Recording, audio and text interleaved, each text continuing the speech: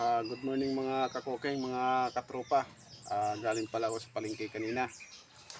At wala akong makitang dalag o tawag dito, turagsoy o halwan.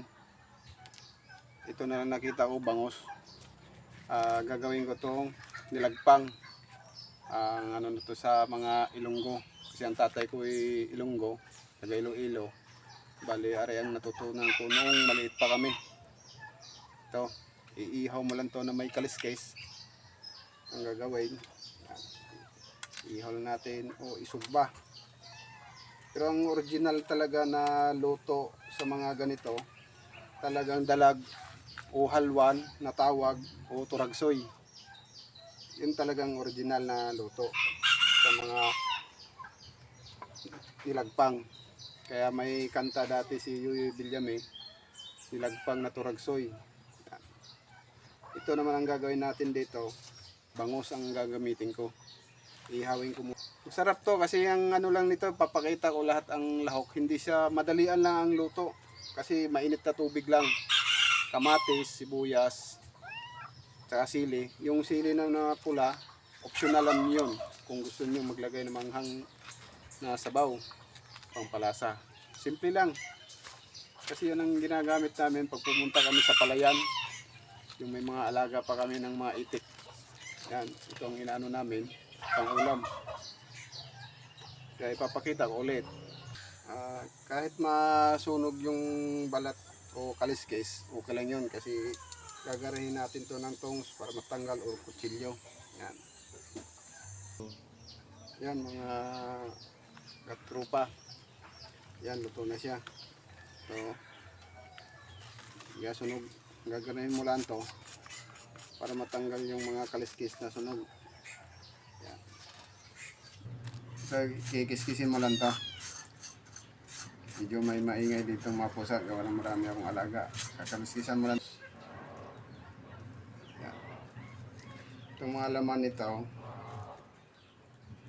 yung mainit pa. Yung sinabi ko kanina, wala akong makita ang halwan o dalag. Kahit anong isda naman, nasa iihawin lang ninyo o isugba, yan, pwede na. Kasi mas madali kasi ito. Kahit saan kayo magpunta sa palayan. Ito yung mga rekado ko, kamatis, sili, onion spring, sibuyas. Itong sili, optional lang to. At saka yung kalamansi, may kalamansi din ako, optional din. Tapos ito, may asin ako, bitchin, saka paminta. Mabango kasi siya pag ihaw kaysa prito. Higop ng sabaw na mainit. Kasi may mainit na ako na tubig dito. Kanda. Ito naman ang mga natitira. Ito naman sa aking mga alaga na pusa. Tapos, may mga tinik. Sabay-sabay mo na ito.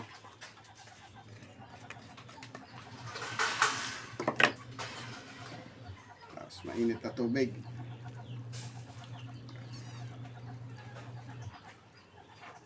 Mainit na tubig.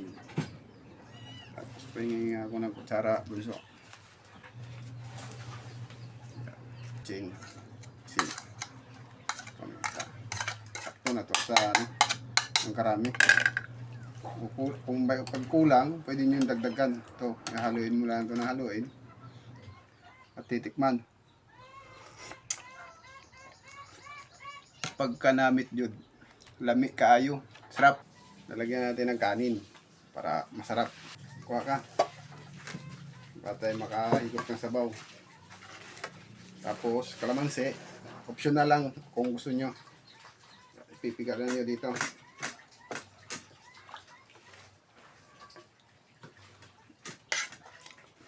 Sarap. Kasi pinili ko yung malilit na bangos. Kasi yung tinik niya hindi pa matigas. Tama lang, sakto. Madali lang siya. Hindi na kailangan. Ito may mainit na tubig. Goods na, ayos. Mga hilunggo nito, mahilig. Kasi yung turagsoy, na tawag, maliit na dalag yun. Kasi mas masarap kasi yung maliit na dalag, mga ganit kalalaki. Ganyan yan. Ito laging inano ng tatay ko. Pag nandun kami sa bukid. Ito. Kasi pag nagsisilab lang kami ng market madamo, hinahagis lang namin yung mga dalag na huli namin, yung halwan. Yun yung ginagawa namin. Tapos mainit na tubig, ayos na. So may dala kami ng asin, bitchin, yung sibuyas, kamatis, ayos.